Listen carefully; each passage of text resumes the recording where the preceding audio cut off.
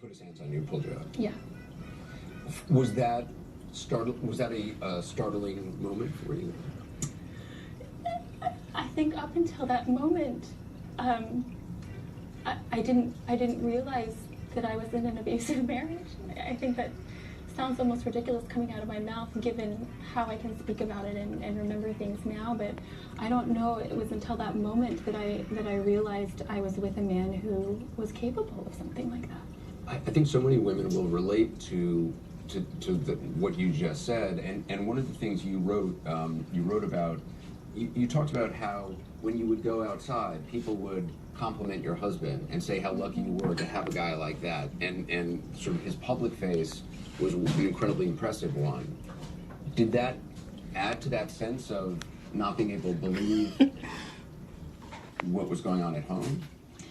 So, I mean, I think you kind of hit on the crux of how I ended up here in your studio, right? Like, there's somebody who was able to rise professionally and have the accolades from so many, and even in the face of what's currently unfolding, to still have the support of so many people in the White House and former colleagues, that the idea that he could be so different seems to escape people.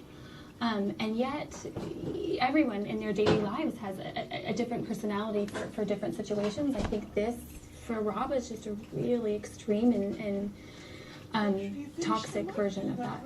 You had said strangers complimented him to me every time we went out, but in my home, the abuse was insidious, the threats were personal, the terror was real.